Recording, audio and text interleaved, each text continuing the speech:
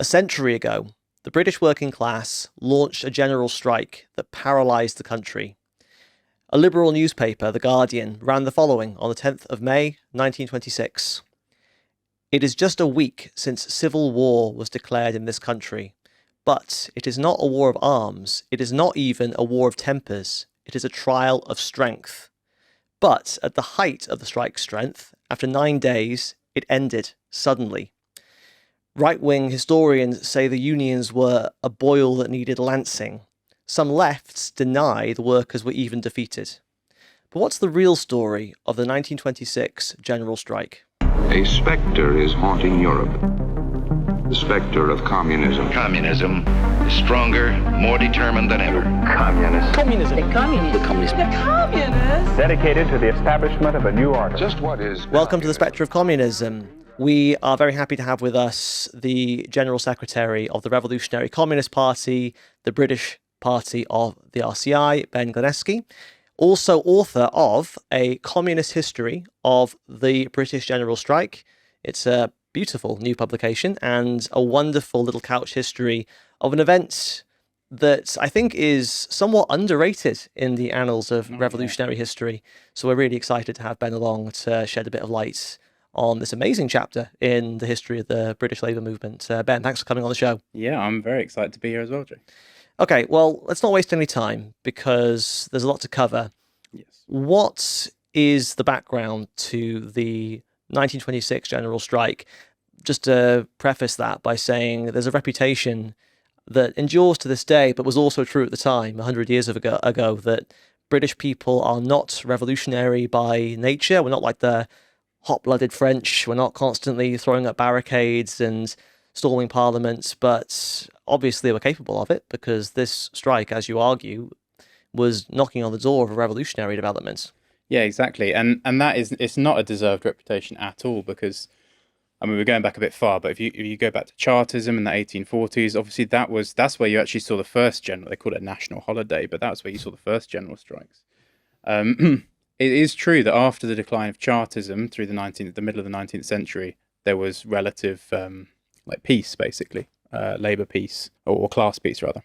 But yeah, by the 1880s, British capitalism was in difficulties. There was rising competition from Germany, from the US also, and British industry was stagnating. And you saw, as a result of that kind of economic crisis, and also general strengthening of the working class, you saw this movement called New Unionism, a really big movement to unionize previously unorganized workers. A lot of it where we are now in East London, and the gas workers, the match girl strike in the Bryant and May matchstick factories where it started, but the dockers also. And that kind of opened up and gave rise through the 1880s, 90s, the turn of the century to this massive period of industrial unrest. This was a time when British capitalism was on the decline relative to its competitors. And yeah, you basically saw this massive surge of these newly organized, newly unionized workers starting to flex their muscles and take power. It was a period known as the Great Unrest. I think we should say is the reason for that surge of militancy was much like today. The British ruling class was responding to its declining fortunes by trying to make working people foot the bill for the crisis of British capitalism. So as the profits declined, they started seeking longer hours from workers, lower wages from workers, and working people stood up and fought back. And also, just in case anybody isn't aware, Ben referenced Chartism. So this was the revolutionary labour movement to win the vote for working people. Yeah, that's right. I mean, that was a series of kind of democratic demands, but that became, or that necessarily implied, certain economic demands, basically. Mm-hmm. It was a struggle for a decent standard of living, basically. And that occurred about 50 years prior to the upsurge of radicalism you've spoken about, which ran, as you say in the book, from sort of 1880s through to the First World War. And you say as well the First World War initially had the effect of kind of dampening or cutting across this labour militancy, but then it turned into its opposite and became a factor that actually accelerated the situation. Yeah, massively. And what you saw, as you said, up to 1914, there was this unrest, this unionization drive. Something called the Triple Alliance was formed. That comes in important a bit later. But that was formed 1914, which was this kind of alliance between the biggest unions of the day. So the miners, the railway workers, and the transport workers. Yeah, exactly So that. representing about 1.5 million workers. And they came to an agreement to say we will all go on strike together if one of our unions or one of our sectors is attacked. Mm-hmm. But yeah, that was formed 1914, and then the war breaks out. And of course, there's this wave of patriotism. It's the kind of thing that you see quite often. Rally around the flag.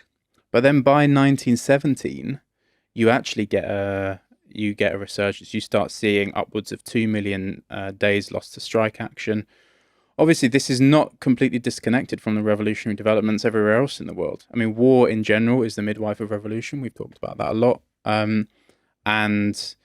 And yeah, you obviously had Russian revolutions in February, in October of 1917. That sent ripples across the world. 1917, you saw strikes. 1918, with the end of the war, under the impact of the German Revolution, you saw a massive wave again in Britain of strike action, even of threatened mutinies, for example. Into 1919, you saw police strikes in Britain. All this kind of thing was kicking off, naval mutinies and so on. Mm-hmm. And it obviously wasn't just the kind of armed bodies of men. There were factories, the Clyde work, like the workers on the Clyde, for example, in the factories, the industry, they were all going on strike as well, demanding shorter working days, 6-hour days. They were demanding nationalisation.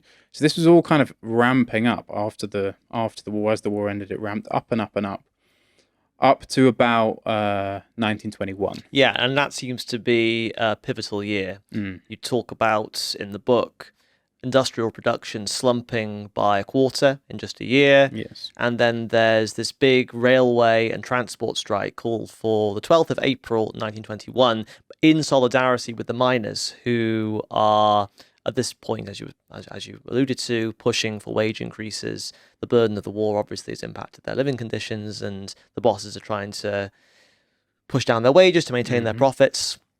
But you say that the leaders of the Triple Alliance actually sell out this planned general strike. So just quickly, what goes on there? Well, yeah, I mean, so if we come back to this Triple Alliance, the miners are under attack, and the miners appeal to the transport workers and the railways for help. But the leader of the miners' union at that time is a bit more interested in negotiating and compromise than he is in actually preparing a struggle. So although he threatens that, he has no real intention of doing that. And he actually signals at a certain point to the government that he's willing to accept some kind of pay cut to the miners. Now, the miners' union are furious when he does this, but that kind of opens the door then to the right-wing leaders of the other unions, the leader in particular of the railway workers, a guy called Jimmy Thomas, who we will come across again later. But he is looking for any excuse not to go on strike. These guys had no interest in that. They wanted compromise. They didn't want to struggle. They wanted what was better for workers, but they want to get there by compromise. They had no interest in anything else. So they took that opportunity, that little opening that the leader of the miners gave them. They then took that as an opening to say, right, well, in that case, if they're gonna, maybe they'll accept lower wages, therefore we're not going to strike, and so the whole thing fell apart. And that the calling off of those strikes was known as Black Friday. 15th of April, 1921. Yeah, a really dark day in the history of the labour movement. Mm-hmm. And as is often the case with a defeated struggle, a defeated strike, a defeated revolution, the bosses then begin to clamp down even harder. They sense that weakness and they extract even more out of the body of the working class. So you say that unemployment went up from 2% to 18%. Yeah.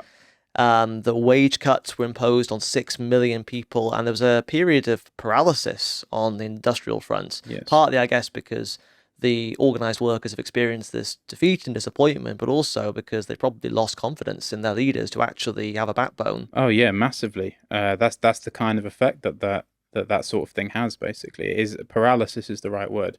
And what you saw then instead was people shifting to the political front and looking for some kind of solution on that front.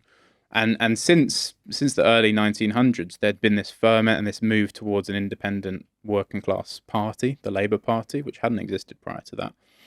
And what you see then in this period after the defeat of 1921 is a surge towards the Labour Party, which results in 1924 in the first ever Labour government. It's a minority government, but nevertheless, it's the first time they are in government, and that's despite the weakness of that government, and that's a topic maybe for another time. But that was a major victory for for Labour and for the Labour movement in Britain to Sure. get that government elected, and it struck terror into the hearts of the ruling class. Yeah, well, I mean, up until then, you more or less had these two pro-capitalist parties, the Tories and the Whigs, the kind of party of the old aristocracy and landed gentry, and the party of the kind of liberal industrialists battling it out, one after the other, in and out of power for over a century. And then suddenly you've got a party that, at least in name, represents the working class.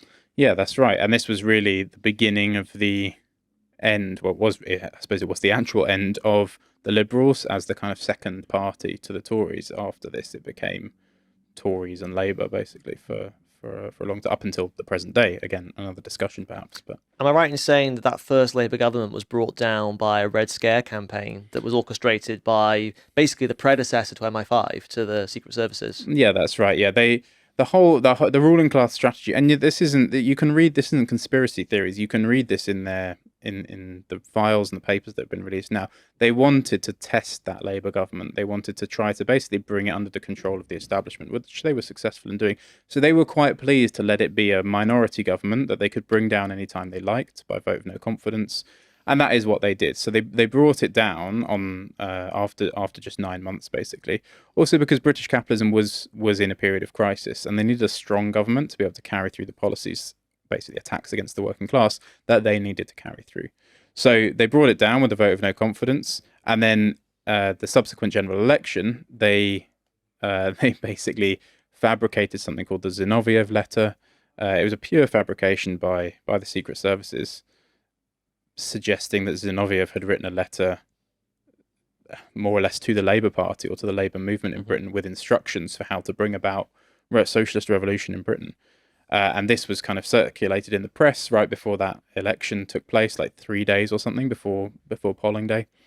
And that helped basically to make sure that Labour, among other things, it was also not, it hadn't exactly carried out socialist policies or anything like that in its time in government. So this wasn't just, it was also the fault of the kind of reformist Labour leaders.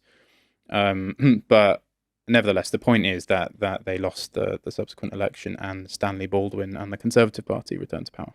So while you've got this struggle on the political front, there is also a certain transformation happening within the unions, particularly within the Mine Workers Union. Can we talk about that? Yeah, the Miners' Federation of Great Britain. Yeah, that's the point. Like, although a lot of the focus goes onto the political side, it's not like therefore nothing happens. And one of the implications of Black Friday in 1921 was that especially the miners drew certain conclusions about the weakness of those leaders who wanted to compromise instead of fight.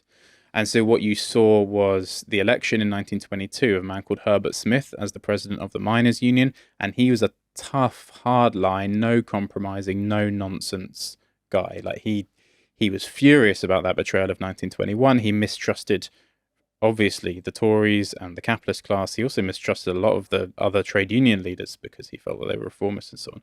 He was hardline.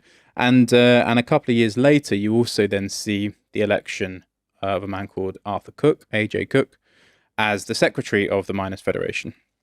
And he also, he previously had been a member of the Communist Party. He openly said that he admired Lenin. He hated the empire, and he was really radical, basically, head and shoulders above. I think probably you can safely say anyone who's come since. Arthur Scargill was sometimes compared to him later in the 80s, the miners' leader at that time. The two Arthurs they talked about. But yeah, he was a real firebrand, basically, and he was absolutely adored by the rank and file of the miners.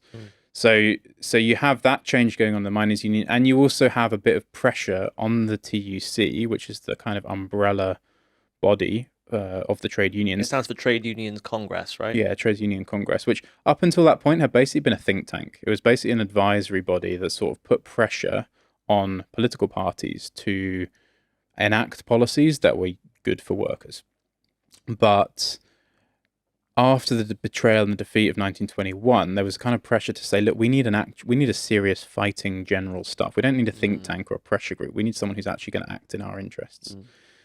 And the Communist Party of Great Britain had just been founded at that time, so it was still very small, but they were really pushing for this, actually. And there was also talk of maybe like an industrial alliance outside of the scope of the TUC between maybe the Triple Alliance groups or unions or maybe something else. there was lots of talk about this, and to get out in front of all of that, the TUC's General Council said, or the leadership of the TUC basically said, right, we're going to do this. We're going to be the general stuff. These people didn't really, they were parliamentarians or they were lobbyists. They didn't really have any intention of becoming a fighting general stuff, but they felt the pressure from below and said, okay, we'll form a general council. So you had basically this, a more militant leadership in the miners' federation, and also the TUC General Council being pushed under pressure to form themselves into a bit more of a class combat organisation. We should say that in addition to that, you had the pressure of the objective situation because things were getting worse for the miners. In 1923, the disruption of the German coal and steel industry basically gave a boost to the British coal and steel industry for a period, but then after German and European industry started to recover a little bit, British coal exports continued to fall, and the industry was plunged back into a serious crisis. By 1925, exports had fallen to 3/4 of what they were before the war, so by 25%. So again, the miners felt their working and living conditions under pressure, and at the same time, you talk about the pressure from the labour movement to kind of find its general staff and acquiring kind of class fighters in its leading bodies, but the ruling class also starts to get more vicious and, in from their point of view, more class-conscious leadership. A name that I'm sure listeners and viewers will have heard of, Winston Churchill, who's relatively fresh off absolutely screwing up the Gallipoli campaign in World War One, is Chancellor of the Exchequer under Stanley Baldwin's Tory government, and he's a hard-nosed imperialist. I mean, he's treated like this kind of cuddly figure, pops up as a hero on Doctor Who occasionally these days, but he was a brutal advocate for the interests of British capitalism and British imperialism, and he saw that what was coming was an almighty confrontation where could only be one winner. It was essentially a fight to the death that was on the horizon, and he was determined to kind of restore the prestige of British imperialism and British capitalism. So you've got these more militant leaders of the trade unions, but you also have this more aggressive leadership of the British capitalists. What's the situation following 1924 then? Yeah, so the Tories come to power. The coal owners have a sympathetic ear in government to what they want, which is to cut the wages, which they have to because there's more competition. They need to get their exports up and so on. And so June 1920, end of June 1925, they basically say they lock the miners out, and so that means they boot them out of work. They lock the pits down, and they say you're only coming back to work if you accept longer working hours and much lower pay. It was about an extra hour, so it was from a 7-hour to an 8-hour day. It was about a 13% on average cut in pay that they were told. Yep. And also like the national bargaining agreements would have been scrapped. It would have been done on a pit by pit basis, and so on.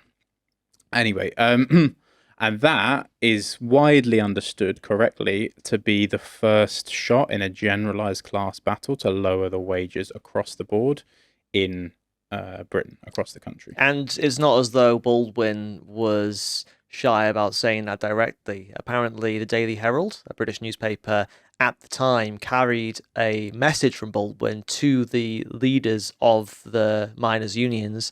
I quote, "All the workers of this country have got to take reductions in wages to help put industry on its feet." Yeah, exactly. And they were going to go for the miners first because they were the strongest ones. That was the strongest union. And so, kind of under pressure, there was obviously enormous sympathy for the miners and people worried about their own wages. So under enormous pressure, the General Council, the TUC, threatened a general strike in response to this. They even issued notices, like a formal notice of planned strike action, basically, towards the end of July 1925. And the government panicked. Baldwin and Churchill and that panicked. And they thought, Baldwin, you can read it in the cabinet minutes at the time, like Baldwin says, if this goes ahead, we're screwed. We cannot deal with a general strike. We're not ready for it. And so they buckle, basically. And the government puts pressure on the coal owners to withdraw the lockout notices. The government says to the coal owners, we will provide the money in the form of subsidy in order to keep the wages at the same level that they are and all the rest of it. Because the coal owners are saying we simply won't do it. So the government says, okay, we'll pay. And we will also set up a a royal commission of inquiry into the state of the coal industry. Now that's just bollocks. Oh, sorry, I don't know if I can say. I'd probably be all right. Okay. I think that the algorithm tends to criticize American swear words more than British ones. So Okay. Well, that yeah. So they say they'll set up a coal commission. that's nonsense. That is nonsense, and because it's not going to do anything. It's not like they've had by this point there have been about 5 coal commissions in the last 3 years, and none of them come to any agreement because the fact is the bosses, because there's a crisis of capitalism, the bosses need more.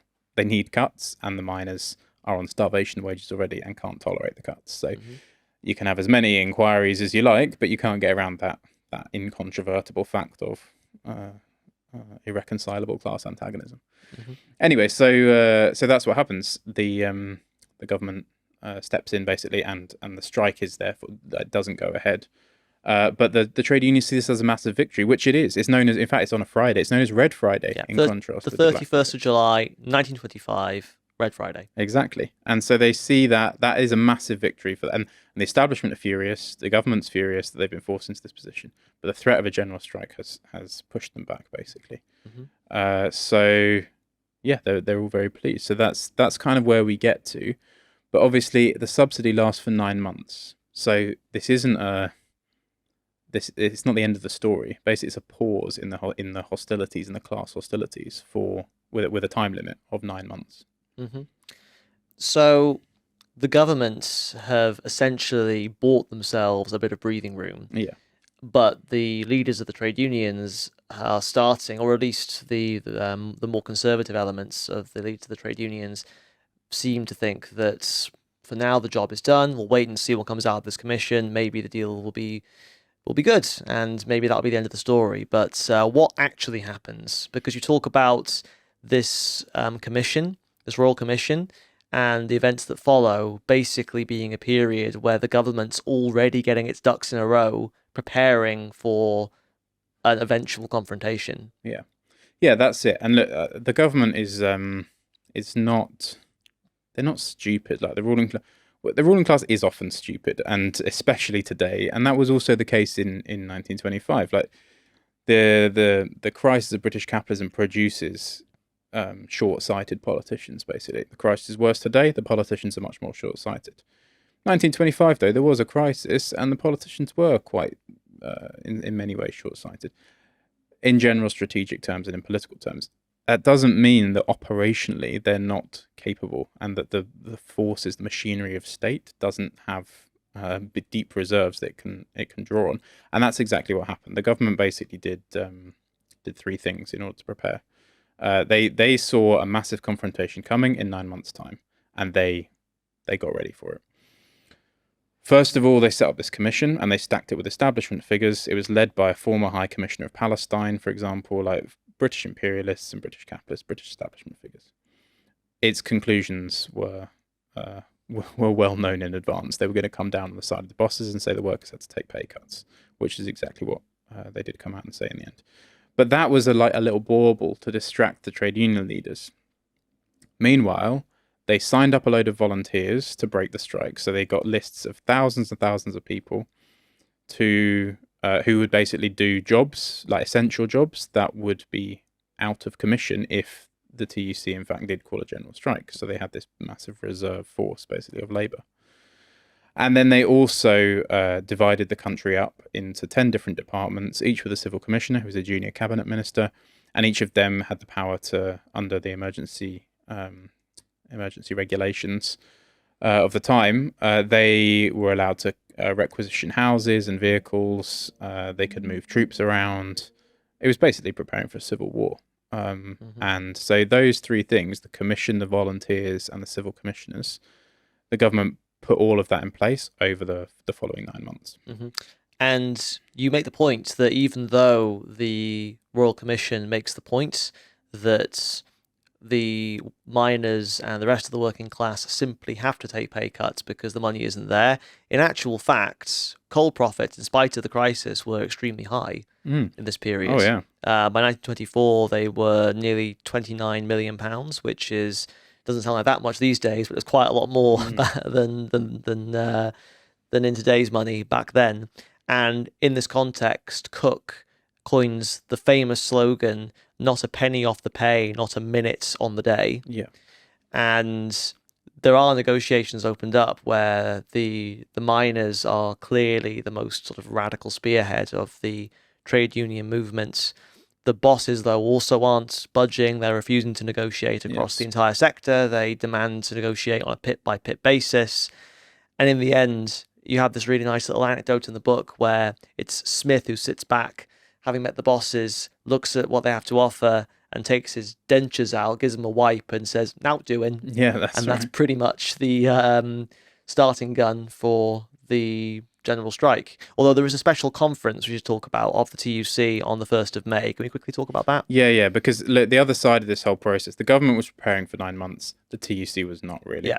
They were going to the commission, the Royal Commission's kind of hearings and putting their case, but that wasn't going to help in the actual preparation of a general strike. So, yeah, they didn't do much until and then they were having these negotiations, which, as you describe, rightly, the miners refused to budge. Mm-hmm.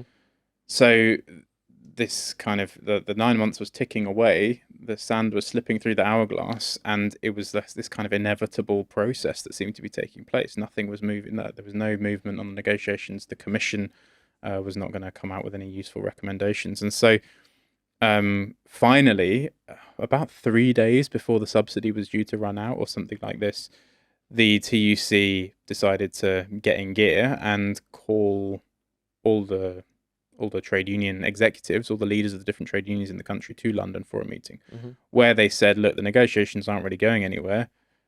We might end up in a general strike. And clearly they were not very happy about it. They had never planned for this. They thought the negotiations would go somewhere because they didn't really understand this fundamental crisis of the British capitalism.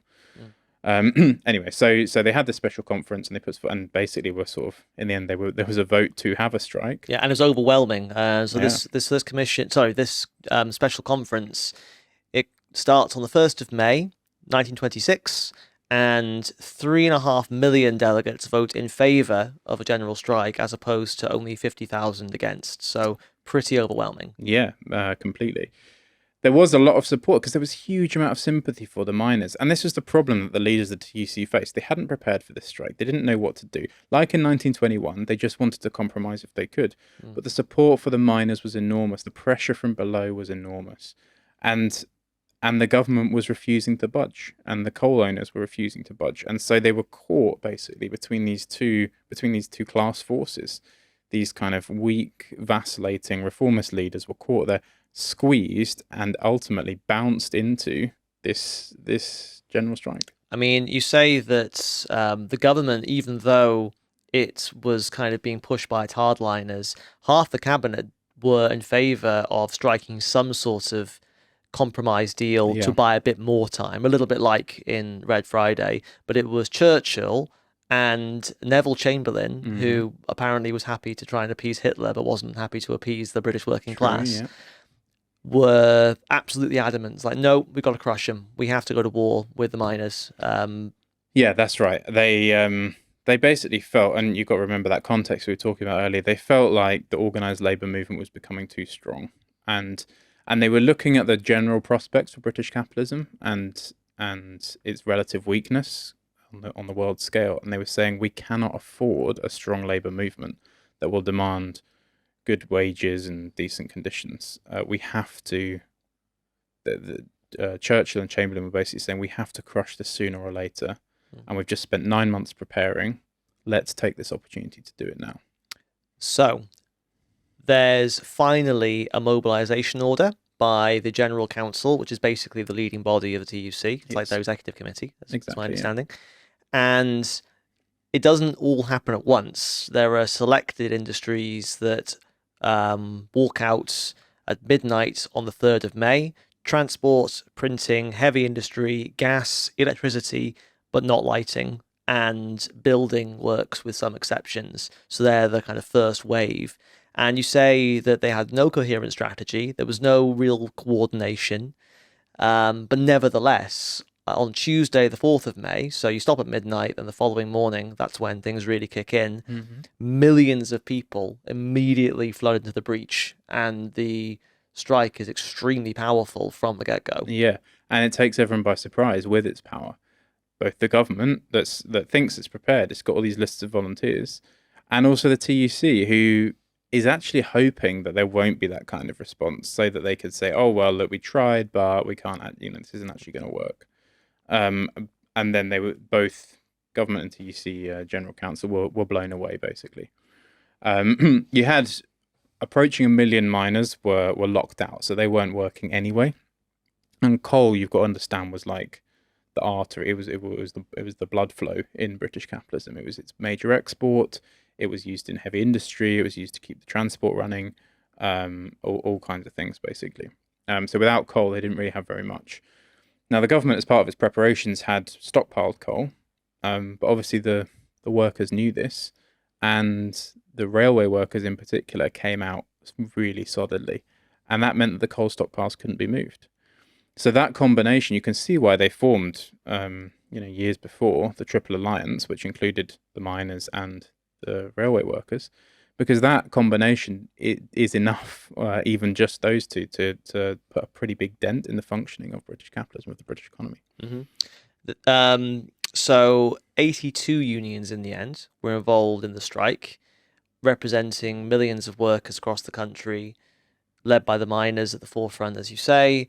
You also say that a number of sort of more white-collar, middle-class layers either become formally involved or kind of go along with it, sort of pulled into the struggle. It reminds me a little bit of the arguments that Lenin and Trotsky were making during and on the run-up to the 1917 Russian Revolution, that, well, even earlier in Trotsky's case in 1905, that given a radical lead by the working class, the kind of petty bourgeois, low middle class elements can play a good revolutionary role. Yeah, I mean, of course, as you would expect with these layers, like, it wasn't uniform across the board, but there were, like, for example, clerks on the railways. It wasn't just the drivers who struck on the railways. It was also the firemen, the signalmen, the clerks who did the paperwork in the offices. All of these people struck as well, and that's kind of what took the government by surprise, because a lot of that is like skilled labor. Or at the docks, for example, the winch operators, like this, they were basically relying on, well, it's just unskilled labor that's going to go on strike. We can just ship in a bunch of volunteers, middle class people. A lot of them were Red Brick University students who don't know how to do these jobs particularly, but it's just manual labor, isn't it? Like, it doesn't really matter. And then these volunteers turned up and realized this was skilled labor, actually. Toffee-nosed hurrah Henrys are trying to run a train or operate a furnace. Yeah. And before you know it, you've got trains derailing and furnaces burning out. Exactly, because a lot of it was skilled labor, and it was like the white collar stuff. Yeah. So, it wasn't excluded like that. The middle layers obviously did vacillate, but yeah, it was a very, very powerful strike that did have that effect that you described. It's so typical of the representatives of capitalism with their fancy university educations, and in some cases their long, family dynasties and generational wealth, to have this kind of contemptuous attitude towards working people. Like, oh, if these idiots down the mines can, these dirty little proles can manage it, then of course we can, because we're a better breed of people. Yeah. And suddenly they bust in these middle class morons to try and actually do the job, and the whole country, remains at a standstill. Yeah, that's right. And I mean, you mentioned about the mines. This was a joke at the time, and it appeared in like cartoons in the workers' papers at the time, that they were willing to drive a train or drive a bus. Some of these volunteers, they were not willing to go down the mines. They couldn't find any volunteers to do that kind of work, which was the whole point. That was the whole argument that the miners were making. Our jobs are incredibly dirty and dangerous and difficult, and you're paying us nothing. In fact, you want to cut our wages below starvation level and make us work an extra hour a day. And they couldn't even get the volunteers to do it. So it kind of proved the point. So probably my favorite chapter in your book is chapter 7, The Strength of the Working Class, where I don't have time to give all the examples, and people watching and listening should just read the book. But you basically go through all the different sectors that walked out, and the impact that had on British society. Yes, the miners, but also the bus depots, forcing all the bankers and the politicians to either cycle or walk to work. Yes. You talk about the docks being closed by these mass pickets. You talk about Fleet Street being picketed. The journalists weren't officially on strike, but the printers were, and the government tried to issue kind of its mobilization order, an editorial in the Daily Mail called "For King and Country," and in the end, the workers refused to print it. Yeah, and that's actually what triggered the strike in the first Yeah. place. Was the print workers walking off the job. But the other thing that really comes out strongly are these local trades councils that started to call themselves councils of action. And you basically say that these were initially kind of secondary, somewhat moribund, like local bodies, but they acquire a much more radical character. Can we talk about these? Yeah, I think this is the most important thing, really, because they began to take on important like local community functions and even functions that you would describe as being functions of the state. So obviously, if a town is completely shut down, all the transport, the food, everything else, all the food distribution, docks, you still need, and this was done for 9 days, you still need in that time for example, ambulances to get around or for food deliveries to take place or something. Someone has to be responsible for that. And so what you found, what you had was these councils of action basically beginning to issue permits. They were saying, right, these vehicles are allowed on the road and these vehicles are not because they would be breaking the strike. This is essential, but that would just be something to make profit for a capitalist or for a boss, and so we're not interested in that. And they began to take on the functions of the state. You also saw, for example, the pickets attacked by the police. In a number of places, the police would be trying to clear, like happened all over the place. There's loads of examples: South London, East London, also Swindon, Hull. Like there's loads of examples where they were trying to like get public transport on the road, buses and trams. There were pickets blocking the way, and the police would charge at the pickets and try to break the strike, basically, and allow this public transport to happen. So, how did the councils of action respond? In a whole number of places, they set up workers' defence corps that were armed bodies of workers to fight the police, basically, and push them back. And in a whole number of places where they were set up, they barely even had to actually fight the police. As soon as they were established, the police retreated. That happened, for example, in Swindon, where the mayor sent the police against the strikers, and the police refused, basically, because there were armed workers out. So, permits for vehicles. They also issued their own publications, for example, to get news out. And these workers' defence corps, they were taking on functions of the state. It's what Marxists would call like dual power, basically, was beginning to arise in society. There's the constitutional power, which was losing authority, and then there's a new kind of embryonic workers' power arising. Yeah, you talk about these councils of action printing up to 10,000 bulletins a day, organising transports, the Oxford Council of Action basically performing national research to counter the government's propaganda. Yes.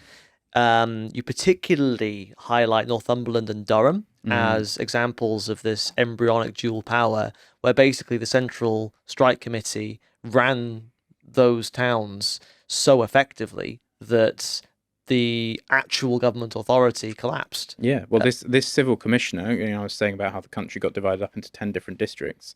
The civil commissioner for that area turned up and said, "Hi guys, I'm here to like run the place." And the Council of Action said, "We don't need you. So now we're good. We're all right." Yeah, we've got it under control.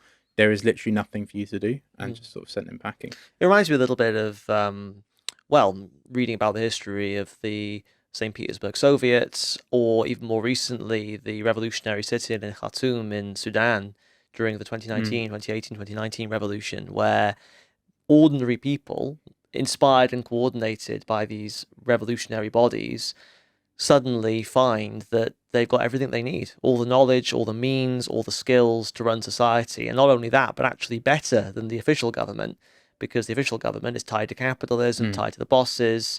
It's often completely corrupt. It's often completely dysfunctional. Whereas ordinary people, especially when they're inspired and mobilized under their own strength, they've got a direct incentive in making society something that reflects their interests and is built in their image. Yeah, and this is particularly kind of significant. And the examples you gave there are good illustrations of this as well, because as we were saying, the General Council had no plan for this. They had made no plans. And actually, it was partly because of the absence of those plans that the spontaneity of the masses in stepping into that vacuum generated this level of involvement of the working class in the running of society for themselves. So that is what makes it particularly impressive, is that this wasn't according to some blueprint or instruction. It was people's own initiative. and they realised, yeah, we can actually do this ourselves. It's a good demonstration as well of the correctness of historical materialism, the idea that there's a lawfulness to history, because you see this kind of thing emerging every single time there's an insurrectionary or revolutionary development over the course of history, this tendency of the working class towards self-organization. Pretty much every revolution produces these bodies that are assembled basically out of nowhere that end up playing the coordinating role of the strike or the insurrection or the revolution. Yes. So we've kind of painted the picture now of the run-up to and the commencement of and the strength of the general strike of 1926. But something else I wanted to talk to you about is the way that this history has been butchered and chewed over and misrepresented. And I have to say, we're now in the centenary almost exactly, because we are recording in May, of the general strike. It's a massive event in British history, but there's been basically nothing said. No big BBC documentaries, very little said in the papers, very little from the trade unions, actually, which we'll come to later. But I wondered if we could deal with a few different perspectives that different kind of political factions have on the strike today. And I wanted to start with the kind of official line, the establishment line, like the capitalist line. So I went to the BBC. We should say the BBC played an extremely supplicant role during this strike. They did exactly what they were told. Apparently, they wouldn't even publish a message from, was it the Archbishop of Canterbury? Yeah, that's right. Basically saying that the special constables were being a bit rough and the miners probably deserved some negotiation from the government. Anyway, they published an article a couple of weeks ago called, and I quote, "General Strike was the boil that needed lancing." And they're referencing a historian, a guy called David Torrance, who wrote a book called The Edge of Revolution, the General Strike that Shook Britain. And they quote him basically giving the more or less the bourgeois point of view today. So can we just outline what Torrance and the BBC think about the general strike? Yeah, well, I mean, I've read Torrance's book, and it is, and I don't say this lightly, but it is bloody awful. Like, it is really bad. It's quite rare. Like, sometimes you can read bourgeois historians and you don't agree with it, but you get something interesting out of it, even if you don't agree with the conclusions. This is rubbish from start to finish, this book, genuinely, because the whole line of it is, as you say, a boil that needs lancing. Basically, it was necessary to get the general strike out of the system of the trade unions and the labour movement, which, if we think back to what we were saying about Churchill earlier, that was also Churchill's line. And Torrance, by the way, explicitly praises Churchill, thinks he's fantastic, thinks he's like, what a great guy, what an incredible leader, and so on. He sees the strike as an opportunity to teach the trade unions a lesson. The book, like its portrayal of Smith and Cook, the miners' leaders, is appalling. He describes Cook as a bogeyman. He calls him ugly and a fool. Anyway, he also, there's some really outrage. He kind of very carefully, like subtly insinuates a link between Cook and the man who would later become the leader of British fascism, Oswald Mosley. Which is funny because the fascists were eager to offer themselves up to the government to assist strike breakers as blackleggers. There's a body, we'll come back to Torrance in a second, but there's this body, the Organisation for the Maintenance of Supplies, which was essentially the government organised volunteer corps that was supposed to replace the labour that was lost to strikes, and was also offering up special constables and to basically kick the heads in of the pickets. And the British fascists, the Organisation of British Fascists, organised in 1923, they saw the strike as their moment. And you had fascist leaders openly joining the OMS. The British fascists organised a separate strike-breaking paramilitary, only because the government was a little bit concerned of them joining en masse openly. But they called themselves the Q divisions, and they advertised to young men of pure British race. Exactly, yeah. So a bit cheap of, it's actually completely scandalous of Torrance to associate the miners' leaders with the fascists, when the fascists were in fact joining the government's forces. Yeah, exactly that. And his whole approach is he paints the miners' leaders as bad leaders because they are completely intransigent. Basically, everything that we would say makes them good leaders, he kind of heaps criticism on them for. And basically, the main theme of the book is that the miners were to blame for their own troubles because they refused to compromise. He basically says they're stupid for not realizing that they needed to just accept wage cuts, and that they didn't understand the economic realities of the day. He says he thinks very highly of the right-wing trade union leaders who were trying to avoid the strike and trying to get out of it and so on. Ernest Bevin, he says, was a natural genius. This guy was a right-wing trade union leader who engineered the sellout of the strike. So anyway, it's all this kind of, he portrays the state as a neutral arbiter between the coal owners and the miners, and poor old Baldwin got dragged into this, even though he didn't want it. Baldwin prepared for 9 months for this strike. He was well up for it. Yeah. The whole thing is rubbish. I mean, the general line is that it is hopeless. That's what he tries to. The whole thing was a hopeless endeavor. Courageous, he said. The workers were very courageous, but they should never have bothered, and it would be better if they hadn't bothered. And this is the bourgeois line today. And I think we should emphasise that it's the bourgeois line today. And it was a little bit different than the bourgeois line of the day. And we can prove it because Ben's helpfully brought a collection of newspapers and bulletins that were published over the course of the general strike, both by the workers' press, but also by the government.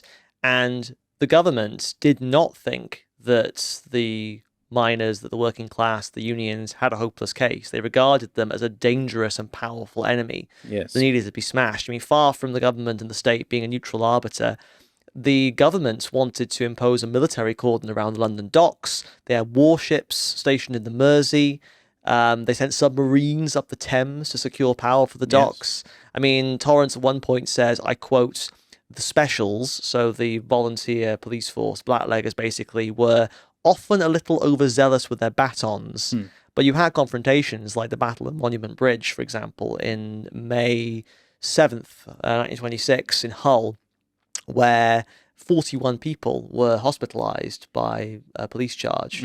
And there were people, I mean, there were hundreds of people that were seriously wounded by strikebreakers and the police.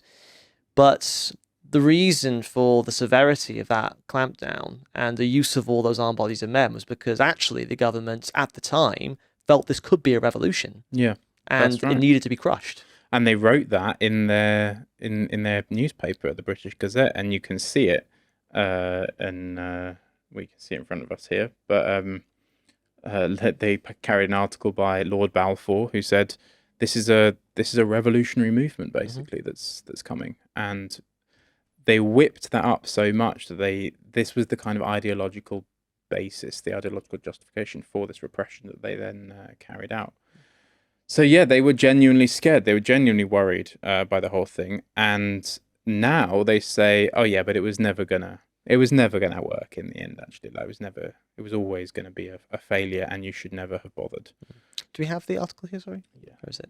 So here we have a reprint of an issue of the British Gazette, published May 10th, 1926.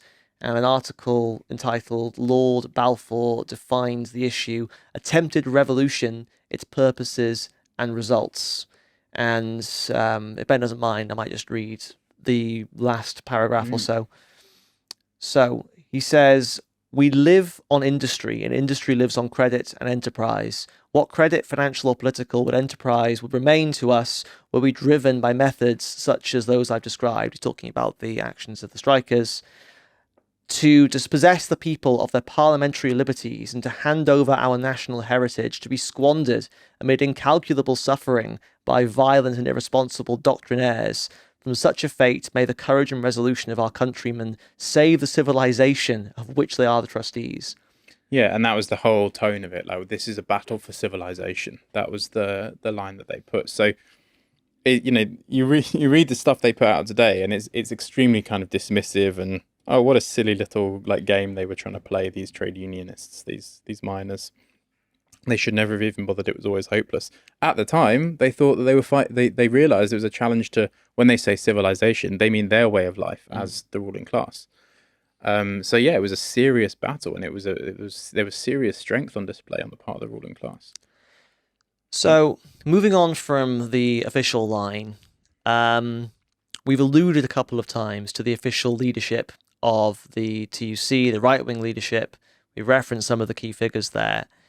And the basic conclusion you draw in your book is that the right-wing leaders of the TUC are the ones who sold the workers out, and it was a sellout. Yes. And that's the tradition of these people is maintained to this day by, for example, a guy called Paul Novak, who's the general secretary today of the TUC. Yes. And he published an article called Reflections on the General Strike 100 Years On. And I have to say, my blood boiled reading this. It's absolutely appalling because he basically denies that the workers could ever have won, and he tries to absolve the TUC for its responsibility. And he says that the same thing applies today, that the TUC is a body that is trying to win a slightly better deal from the bosses, and it's not interested in challenging the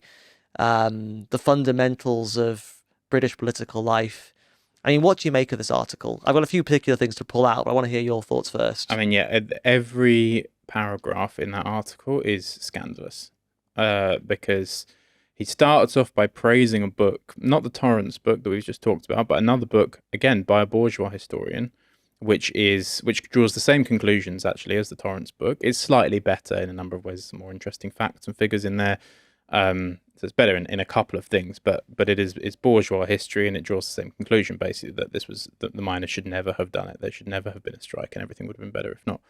Novak is quoted on the back cover of that book. In fact, I have it right here. Novak is quoted on the back cover. Oh, yeah, sorry, right, there you go. You can see it. He says, the author brilliantly digs below the surface of one of the most momentous and controversial periods in British trade union history. He doesn't do it brilliantly. It's a shocking kind of bourgeois book, basically. So he starts off with that and gets worse from there. He talks about the TUC's job. He says the strike was never about anything more than just trying to negotiate, just open negotiations, which was exactly the line of the right-wing trade union leaders at the time. Yeah, I can quote to prove that, actually. The TUC newspaper, the British Worker, put out a message. This is one amongst many. The General Council does not challenge one rule, law, or custom of the Constitution. It asks only that the miners be safeguarded.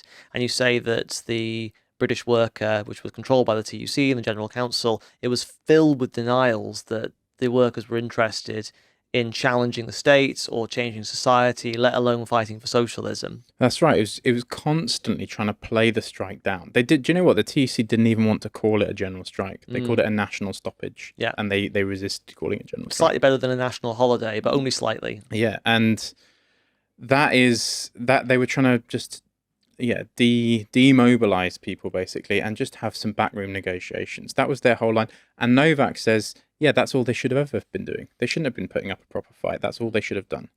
And sure enough, he describes the job of the TUC then and today, and I wrote this down because I thought it was just infuriating. He said the TUC's job is to bend the arc of history towards social and economic justice.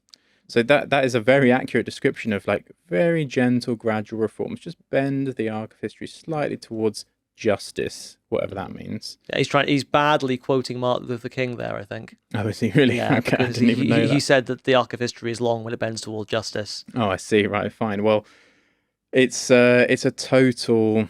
It's everything that, for example, Herbert Smith would have hated. Yeah, and it's everything that Jimmy Thomas, who was the leader of the Railway Workers Union, who are the architect of the betrayal of Black Friday in 1921, and also, as we'll come on to, the architect of the betrayal in 1926. It's everything he would have stood for. Gradual reforms, just gently tilt things in that direction. One thing that I find really infuriating about this article is that it's not just the outlook of the leaders of the TUC and the General Council that he characterizes this way, which, I mean, he's not wrong in that sense. That was the way they were thinking. But he also besmirches the reputation of the whole of the trade union movement, because he says, and I'm quoting here, the general strike was a moment of solidarity, not revolution. And he says the goal was only to win a fair deal for the miners, not to overthrow the government or usurp parliamentary democracy. He basically implies that nobody involved in the strike, none of the millions of workers who were involved in the strike, were interested in anything other than a slightly better deal. And there was never any revolutionary aspect to this general strike, which is patently ridiculous. As we were saying, there were entire towns, entire cities that were effectively under the control of working people. And we'll talk about some of the limitations of the left leaders of the trade unions as well, but you had people who were talking about a new social order, where they were talking about socialism, talking about revolution.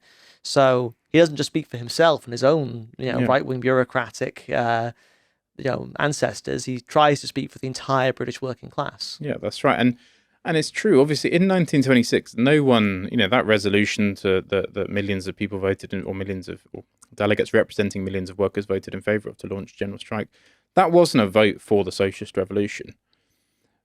The point is that in the course of that struggle, it became clear that, one, the only way to win this, because the government and the coal owners were not backing down, the only way to win this was to take power out of their hands. And two, that was possible, that the councils of action were in fact doing that de facto on the ground.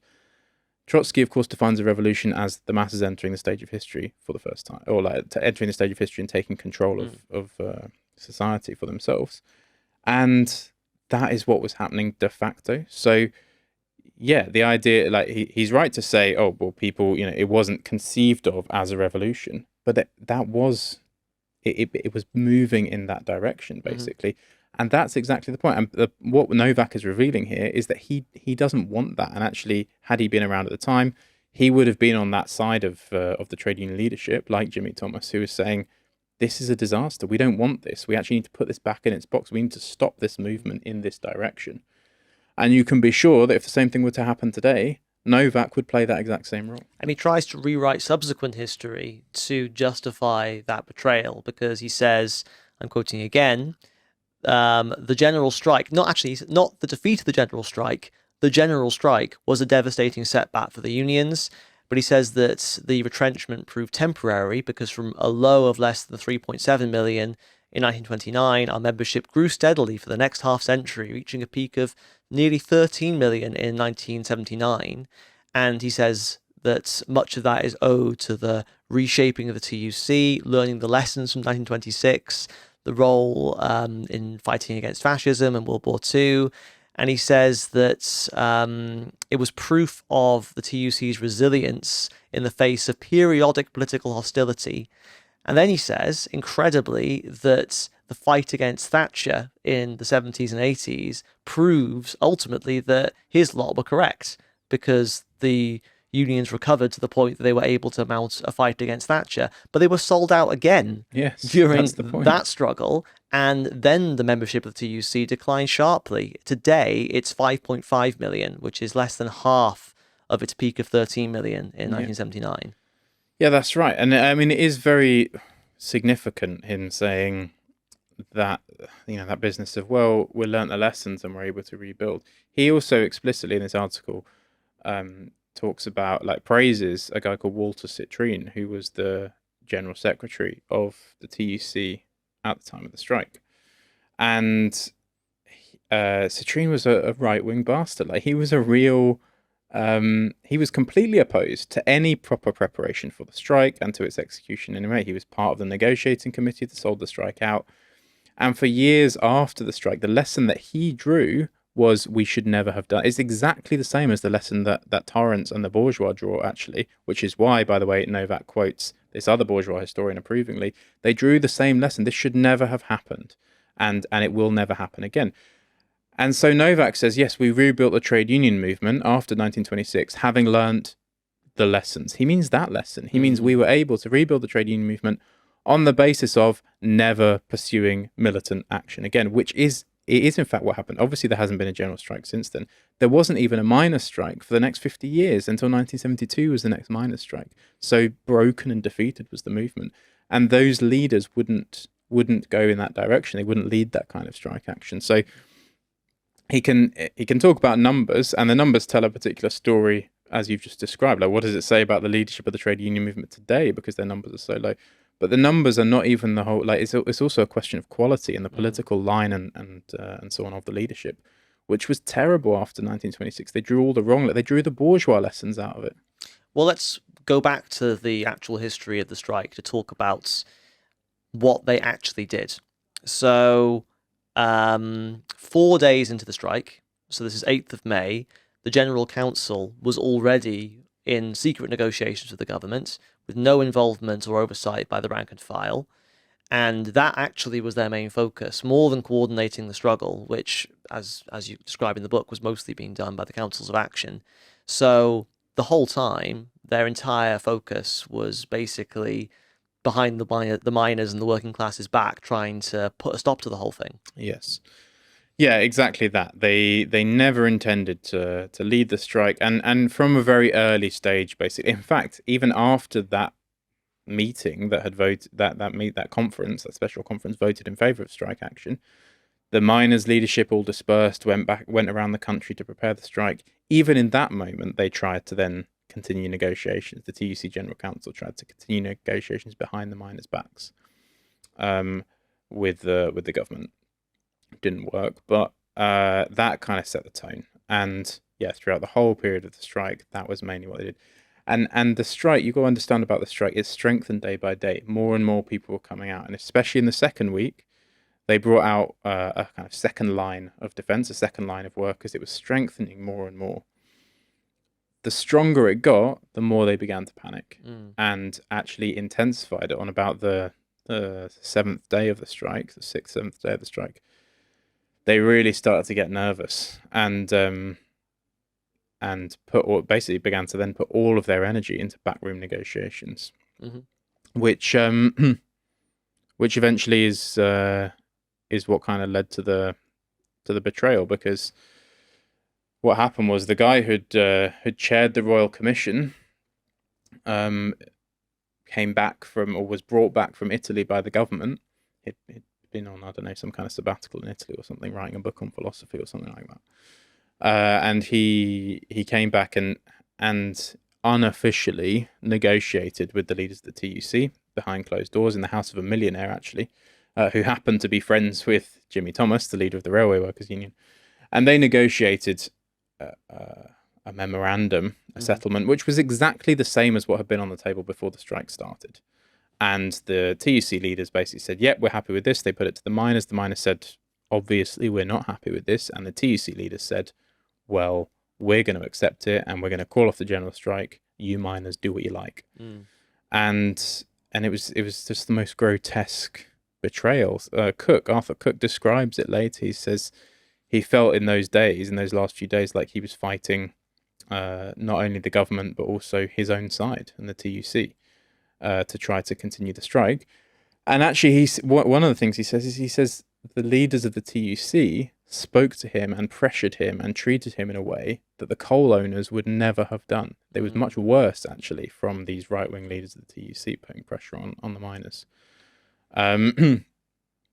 So the strike was getting stronger and stronger and stronger. The right-wing TUC leaders were panicking and basically accepted everything that the government wanted and called the whole thing off. It was a terrible betrayal. Yeah, 11th of May, the General Council unanimously accepts the so-called Samuel Memorandum, because Samuel was the guy who led the Royal Commission, was brought in to come up with the exact same offer they'd already rejected, the miners had already rejected.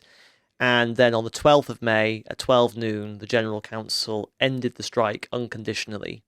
And there are a couple of really vivid reports from councils of action that you cite in the book. The one that stands out to me is from Oxford, which is very short and just says, no weakening, increased enthusiasm and determination, bitter disappointment at the cave-in. Yeah. And that seemed to be the mood across the whole country. Everybody was stunned. It was like, well, we're getting stronger and stronger every day. Why are we giving up now? Yeah. We're not prepared to give up. We're not prepared to see the field of battle. They were so stunned also that like the following day, actually, the day after the General Council called it off, more workers came out because they couldn't quite believe it. They were basically being like workers had basically tried to go back to work after the General Council had called the whole thing off.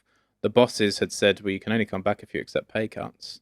And so more workers went out on strike in solidarity against that. Things were incredibly strong, and yeah, it left this. There were demonstrations against the General Council. There were demonstrations against Jimmy Thomas in the aftermath of this. So yeah, it was bitter disappointment is the phrase.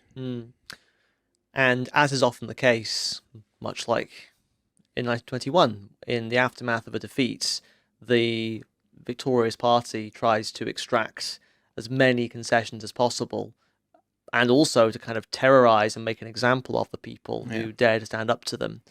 So what does the Baldwin government do, and what do the mine owners do in the aftermath of the strike's defeat? Well, yeah, the immediate aftermath, the miners refused to go back, first of all, but all the other workers tried to go back to work and are only taken back on they're all victimized. Anyone who went on strike is victimized in various different ways, depending on their sector and so on, but everyone has a tough time of it. The trade union leaders, the TUC leaders, beg Baldwin in this really kind of humiliating, pathetic way. They say, please, will you stop the bosses from victimizing the workers? And Baldwin literally just shrugs his shoulders and says, I wish I could, but there's nothing I can do. So that's the first thing. Everybody who's been on strike goes back and is victimized by the bosses. Cuts to pay, cuts to pensions, whatever. Then the miners stay out and are brutalized. They get benefits taken away from them. Their kids get their state-funded milk taken away from them, for example. Like they're starved, basically. And eventually, in November 1926, are forced back to work on kind of humiliating terms. Then they pass, the government in 1927 passes a new law called the Trade Disputes Act, which outlaws sympathy strikes, basically making general strikes illegal, more or less. They also repeal something called the 7 Hours Act, which standardized the working day at 7 hours, so therefore like legally lengthening the working day all across the board, not just in the mining industry. So there's those kind of specific things, but more broadly than that, unemployment begins to rise. There's the Wall Street crash, 1929, massive economic crisis. And this puts a lot of hardship on people. But what you see also is the kind of ideological effect of all this, because the blow that the general strike delivered to the British working class left it reeling for very, very many years. After 1929, for example, in the US, in Spain, in France, there was industrial action, there was revolutionary action actually in some of these places, because people were fighting back against this. In Britain, there was nothing. Nothing really happened in that period, because they were still reeling from the defeat of 1926. The leaders, the previously left-wing leaders of the trade unions, entered into agreements like cooperation agreements, basically with the bosses. So they said, we're not going to take strike, we're not going to fight you, we're going to work together for the improvement of our industry and so on. Like that, the whole spirit of struggle in the British working class was knocked out of it as a result of that defeat. And as I said earlier, it took a very long time for that to come back. The next miners' strike was not for another 50 years. So it had very deep and long-running effects. Yeah, there's another right-wing historian cited in that BBC article called Jonathan Schneer, who wrote a book called 9 Days in May. This is the one that Novak cites. That's the one. Approvingly. And he lays out the valuable lessons, quote unquote, that we've kind of been alluding to throughout this section. And he names 3. First of all, and I'm quoting, never to call another general strike, unless prepared to overthrow the government, since a successful national strike threatens everything a government is supposed to provide. Yeah, which, I mean, that assessment of what a general strike is correct. Yeah. And that is the assessment that the bourgeois have, that the leaders of the working class never did have, actually, at the time and now. It's interesting, isn't it, that the class enemy often has a more clear-sighted view of things than the leaders of the working class. Second thing, stick to economic issues and look to Parliament for political reform. Basically, don't go out on the streets, don't disrupt the country, don't disrupt the economy, just go to the ballot box every few years and pick someone who will represent you in Parliament. Yes, exactly. Pure reformism. And the third point he makes actually doesn't make much sense, so I'm going to ignore it. But something that I will talk about is Torrance describing, first of all, the 1927 Disputes Act, but then the 1992 Trade Union and Labour Relations Consolidation Act, which came after the defeat of the miners in the 80s we were talking about. And he says that it tidied up previous legislation to make another general strike unlikely. So I thought this was interesting when you've got Novak talking about the heroic legacy of the TUC from 26 up to the fight against Thatcher, there was this horrible constitutional blow, or this legalistic blow against the right to strike in 27. And then there was another massive defeat as a result of the miners being sold out in the 80s that consolidated and made even harsher that legislation, making it basically impossible for the working class to legally launch a strike on that scale. Yeah, exactly. And that is the, as we talked about before, the impact of a defeat basically is it will hammer these points home, and the bourgeois are very conscious of what they're doing, and the right-wing trade union leaders hang on to the coattails of the bourgeois basically and absorb these lessons. I mean, here Schneer has set out these are the and Torrance, these are the lessons from the strike. They know what lessons they want. This is propaganda, and they know what lessons they want the leaders of the trade union movement to draw. And Novak absorbs them fully and regurgitates them in that article that he's written, ostensibly from the point of view of the working class, but they're exactly the same conclusions and talking points as the bourgeois have. So let's talk about the opinion of the left trade unionists, I suppose, the left reformists of the time, but also of today. So by this I mean the more radical, the more stalwart, the more genuine wing of the labour movement. Because today there are a few people, like, for example, Carl Winslow, who wrote a series of books about strikes and general strikes from a more positive point of view in America and Britain, and also the ASLEF General Secretary. So this is one of the rail unions in Britain, David Karff. They've written articles this year which basically argue that 1926 wasn't even a defeat. So Carl Winslow writes an article about the strike. It's more or less accurate in the kind of factual details, and it literally ends with, I quote, "Were the workers betrayed? This remains a matter of debate." And just sort of ends it there. Which is bad. Like, yeah, you're right. It's a pretty good summary of the events, but why, if we take a step back, like, why bother writing or studying about the general strike? Like, what's the point? Why are we interested in it? Why have we written that book? It's because we want to draw lessons for today. And the crucial lesson here is the question of leadership. That's the main thing we've been discussing, the role that the leaders of the TUC played at the time. For Carl Winslow to say, were the workers betrayed by their leaders? That's a matter of debate, and just dodge the question, basically. Just sort of pose the question and not answer it. Okay, so what's the point then? Isn't that what we should exactly be discussing? I want to know what his opinion is, and then debate it if I disagree with it. To just sort of say, well, who knows, and then move on, it's a waste of time.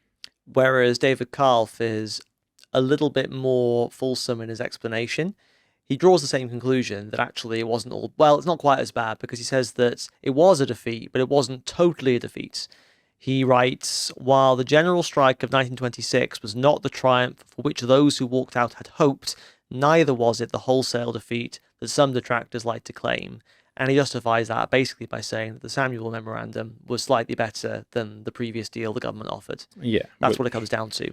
Which is rubbish. Yeah, but he basically says that there was some good negotiations took place. It was a good show of solidarity, some good negotiations, well done all round kind of thing. Completely glossy. He's speaking in defense of the right-wing trade union leaders who sold the strike out. That's the purpose of that article that he's written. Yeah, and there's another point, I can't remember if it's in this article or elsewhere, because he's written on this before, where he says that the general strike was also a valuable lesson in unity, solidarity, and loyalty, and is therefore not entirely a defeat. And I was thinking about that, because on the one hand, of course, it's true that there's a lot about the general strike that's extremely inspiring, and it was very powerful, and it was a great demonstration of solidarity. But actually, I think that that's a one-sided way of presenting the question, because what it goes to show is that even the most powerful struggle, be it a general strike or a revolution, can be defeated if the leadership isn't up to the task. Exactly. And that is what I would say generally characterizes the kind of left analyses of the general strike, is that they don't deal properly with this question, or in most cases they just kind of gloss over it. Because you can say the same for Unite, the union, right, which is the second biggest union in the country. Now, to their enormous credit, they have actually done something to commemorate the centenary of the strike. Most unions, as far as I have seen, have not really done anything yet. But Unite put on an event in Barnsley over the weekend recently to discuss it, and they've also produced a little book of it's a kind of collection of articles. It's a peculiar collection of articles, very eclectic. So, like, one is not too bad, others are really awful. Anyway, we won't get into kind of all of the details, but at least they've done something, even if we don't quite agree with the political line they've put out. But and they kind of say they accept there was a defeat and a setback and all the rest of it. But again, they gloss over who was to blame. They draw no distinction really between right and left wingers, basically, and like as in between right and left wing leaders of the TUC. And the general sense you get is, oh, but it was nice. It was a good victory, or it was a good thing because everybody came out to support one another. This thing about solidarity and unity and loyalty and so on, which is all well and good, but that doesn't put food on the table, and that doesn't pay your bills. And if that's all you have to hold on to, it's actually what was said at the time by some of the trade union left, who said, well, it's okay because this was a moral victory. It's no good when the miners are being starved. I can't eat my morals. Yeah, exactly. And so you're right. Like we don't want to lose that fact. We don't want to gloss over or downplay the fact that it was an incredible, like a magnificent display of the power of the working class. But if that's all you talk about, then you lose what is probably the most important lesson of the strike, which is the importance of revolutionary or radical or fighting leadership. Yeah, and this is the point that Lenin made. It's a point that Alan Woods, our political secretary of the RCI, wrote in his book on the history of Bolshevism. Actually, if it were enough that the working class could simply win power by being militant and by showing solidarity and being courageous, then our job in some respects would be quite easy, because we could just wait for the working class to overthrow capitalism and establish socialism. But without leadership, even the most powerful revolution would have gone down to defeat. We've seen most revolutions, unfortunately, do go down to defeat for that reason, because of the absence of leadership. The Russian Revolution would have gone down to defeat were it not for the role of the Bolsheviks, were it not for the role of Lenin and Trotsky. And the 1926 general strike, one thing you can say is there's not really much more the working class could have done. Yes. And they were prepared to do more, but they were let down by their leaders, who weren't prepared to go all the way, and admit it, or at least their successors admit it to this day, that they weren't prepared to go all the way. It was never their intention to go all the way. Yeah, and it is a lack of clear-sighted understanding of the nature of the struggle that they were involved with. And it is worth saying, like, something that I haven't seen in anything that has been published about the general strike this year is any of that stuff we spoke about right at the beginning of this discussion about the background to the strike, the crisis of British capitalism, its position in the world market, and the rise of competition, and all this kind of, because that's what makes you understand that the British capitalists didn't really have a choice. They had to attack. I'm not letting them off the hook. They were bastards, no doubt about it. But it was the logic of capitalism that was inflicting this on the miners and the working class of Britain. It was not just a purely kind of ideological thing. And that's why the idea that you can negotiate your way out of this, it did not work then, and it would not work now, for example, in any kind of significant way. Certain things can be won. For example, Red Friday, 1925, they won 9 months of reform, basically, of a subsidy. It's not to say nothing can ever be won through the threat or actual industrial action, but in the long run, there has to be that confrontation that takes place at a certain point. Now, the point is, these trade union leaders, they don't really understand that. And this is the case today as well. Like they're not looking at this struggle in the context or as part of the general class struggle and the struggle of against capitalism and that sort of thing.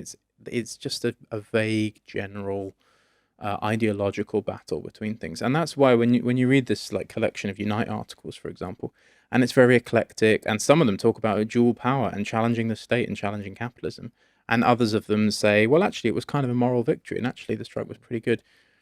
You just think, yeah, these people, like this union, the leadership of this union has not got a clear understanding of what happened. They haven't got a coherent political underpinning to what they're putting out. It's just a general vague eclectic thing, which was the case at the time as well.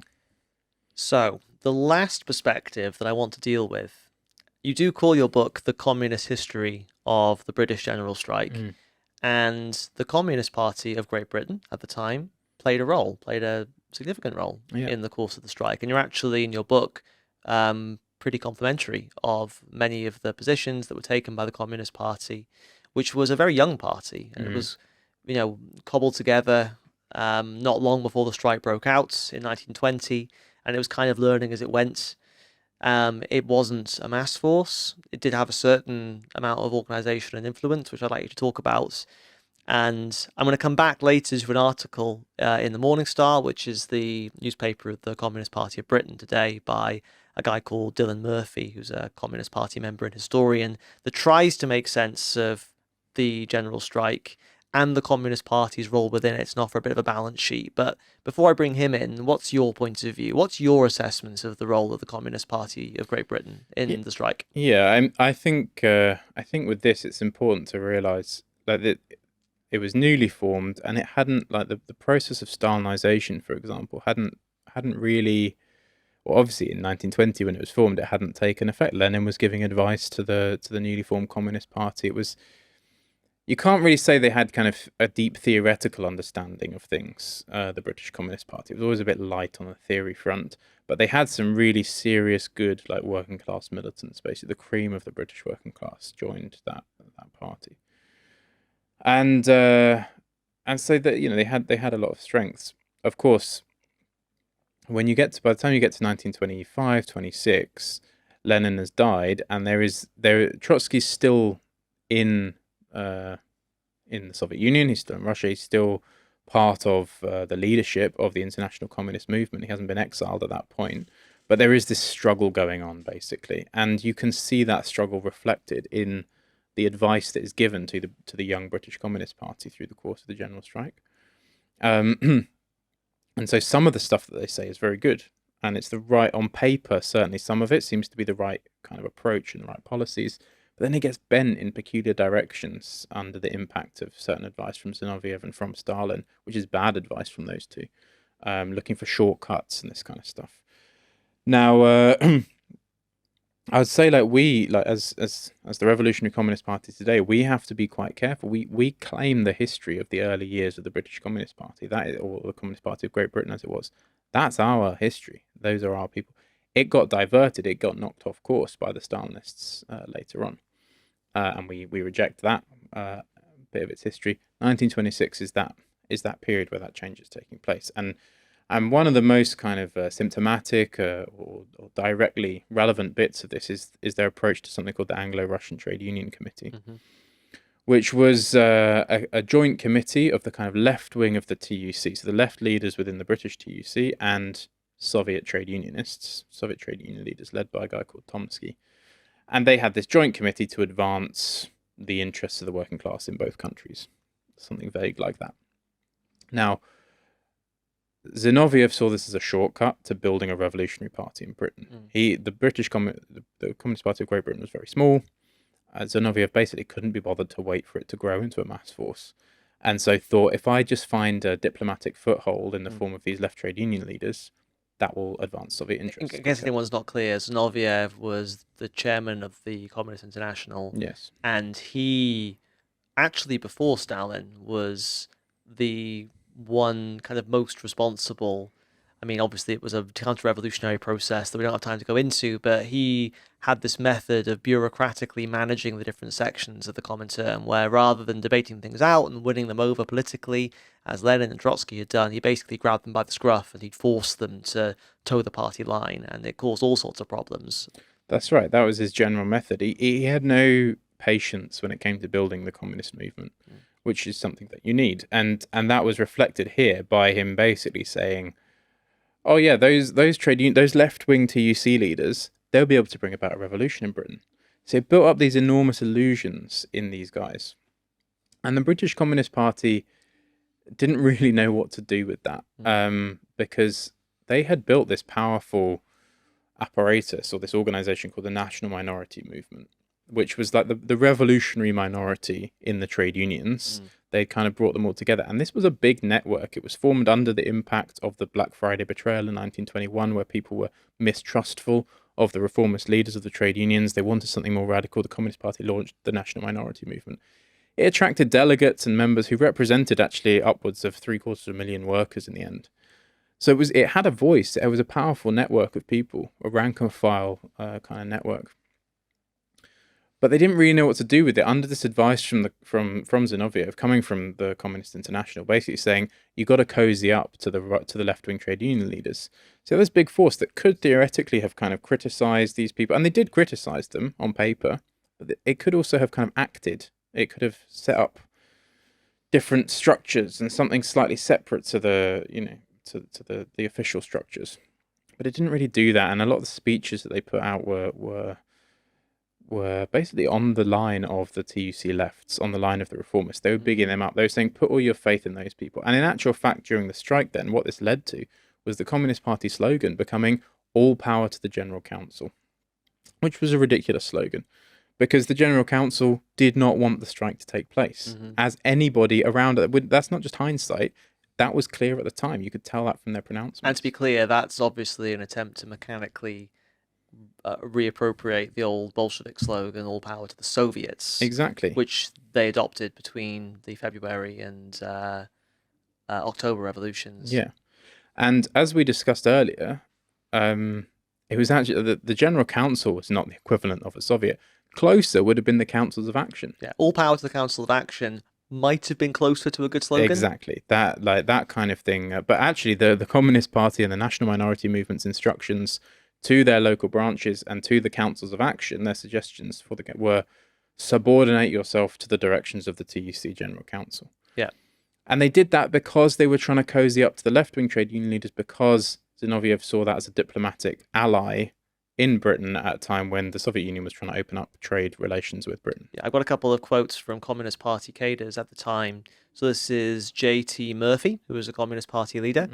He says, "We should avoid rivalry and recognize the General Council as the general staff of the unions directing the unions in struggle." And then you've got Arthur Horner, who was the party's national industrial organizer during the strike, who said that what matters now is what the TUC says. Our government is the TUC. And it's one thing to recognize the workers' leadership in the course of struggle, even if you have your criticisms. It's fair enough to recognize who the leaders are, especially if you're a minority force. But there's, as you say, no attempt to distinguish between the right wing of the TUC and its left wing, and even less of a criticism on the left wing, which was necessary because we haven't spoken about Smith and Cook in a while, but it wasn't as though the lefts were completely blameless in the defeat of the general strike either. No, yeah, absolutely not. And I mean, Smith and Cook are one thing. They weren't actually even on the TUC leadership. They were excluded deliberately from that.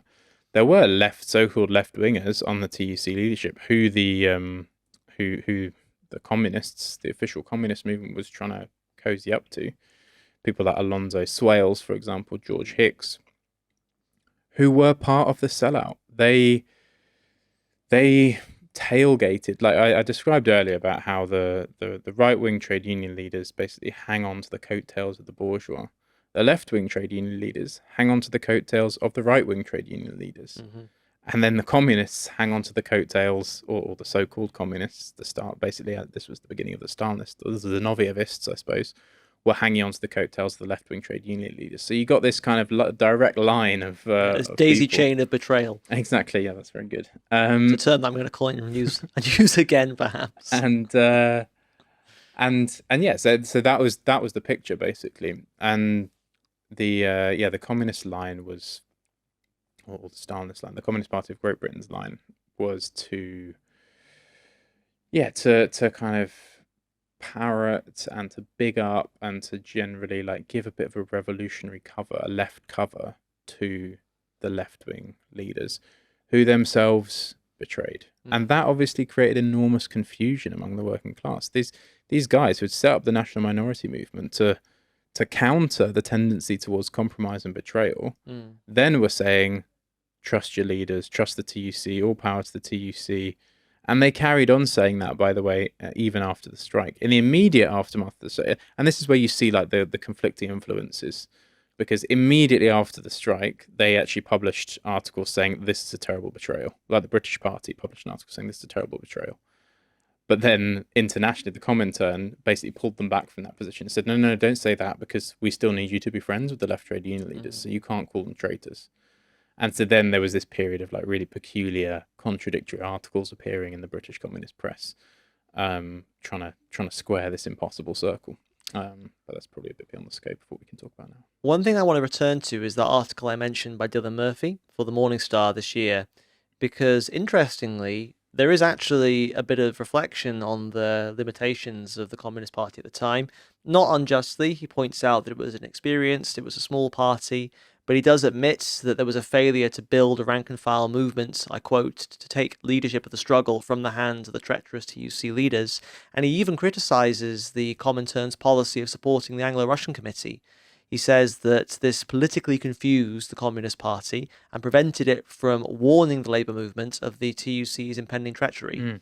So, in fairness, that's correct. Yeah. And actually, his article is fairly accurate. But one thing that I would, in a comradely way, put to Murphy and to any members of the Communist Party who might be listening today, who rightly feel that they can take a certain amount of pride in the fact that they did play a leading role and they were on the radical wing of this important moment in British revolutionary history or trade union history. There's a difference between things that you say and things that you do. Yes. And the policy of the Communist Party of Britain today, so the successor organisation to the Communist Party of Great Britain in 26, implies that the lessons that some of its clear-sighted writers and cadres like Murphy have pointed towards haven't necessarily been internalised. Oh, completely. I mean, the Morning Star, their newspaper, published this article that we were talking about earlier by Dave Calf, the General Secretary of ASLEF, which just provided cover for the betrayals of the right-wing leaders 100 years ago. So they obviously, like, why would they publish that if they understood these lessons that you've just spoken about, for example? And even more kind of to the point, the Communist Party of Britain supported, there was recently in the biggest union in the country, there was a general secretary election, Unison, and the Communist Party of Britain supported the right-wing candidate in that election, Christina McAney, the incumbent, against a left-wing candidate who did actually subsequently win. But they supported this woman, Christina McAney, for the leadership of Unison, despite the fact that she had, as recently as 2022-23, when there was a big strike wave and Unison members in the NHS in particular were on strike, she basically orchestrated a rotten deal and forced it on the membership in that dispute. In other words, she acted exactly how the right-wing trade union leaders acted in the past, and the Communist Party of Britain offered left cover to that activity basically and said, oh yeah, she should be the one that we vote for. So yeah, they obviously haven't drawn the lessons, even if they can publish the occasional article that suggests that they have. All right, well, we have criticised a few different trends in different historical accounts of the 26th general strike for not drawing the lessons, but I think we ought to put our money where our mouths are. What do we think is the main lesson and are the main lessons from the 1926 general strike and its defeat? Yeah, I think the first thing to understand is the background to the thing, to the events that took place, because without that, you end up basically in a kind of a battle of ideologies, and actually you need to understand that there are broad historical and economic and social processes taking place, and you can't really understand anybody's actions without that. I mean, obviously individuals make their own history, but not in circumstances of their own choosing. So you've got to understand the process taking place, the crisis of British capitalism and the formation of the Labour Party, the development of the Labour movement at that time, and so on. That's the first lesson. That tells us something about today as well, because that should cause us, when we're considering tactics, strategy for the class struggle today in Britain, we need to work out what situation British capitalism is in, for example, the strength of the British labour movement today, those kind of objective questions. We need to get to grips with. Secondly, and perhaps most importantly, the strike tells us a lot about the strength of the working class. It was an incredibly powerful movement, and it's the strength, obviously numerically, but also qualitatively, in the sense that it didn't need direction from the top in any serious way. They were able to take initiatives for themselves and start to run society for themselves, even within the space of 9 days. That's an extraordinary thing to happen. And the third thing is this question of leadership, that you and the way you put it earlier was very good. Basically, it was spot on. I think that you can have a very, very powerful movement, but if you haven't got good leadership that is able to draw the necessary conclusions, base itself on the most far-sighted elements, then you're not going to get very far. And in fact, the movement will end up being betrayed. It will end up failing in trying to solve the problems that it faces. All right, Ben. Well, we've complained today that there hasn't been a proper and well-rounded analysis of the 26 general strike. It's, incredibly inspiring victories and its tragic defeat, but hopefully everyone watching agrees that we now kind of have one, Yeah. thanks to this episode.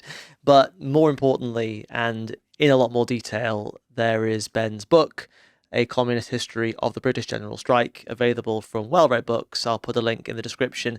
I really do recommend it. It's quite a short book. It's quite concise. Yeah. I finished it in an afternoon, but it's packed full of information. It really captures the spirit of the movement. You really feel like you were there. So I heartily recommend it. Do give it a read. So that's it for this episode of the Spectre of Communism. We'll be back again next month with our final episode before the mid-season break. So once more, I've been Joe. Thank you so much for tuning in. Ben, thank you so much for joining us. Cheers, Joe. And I'll see you in a month.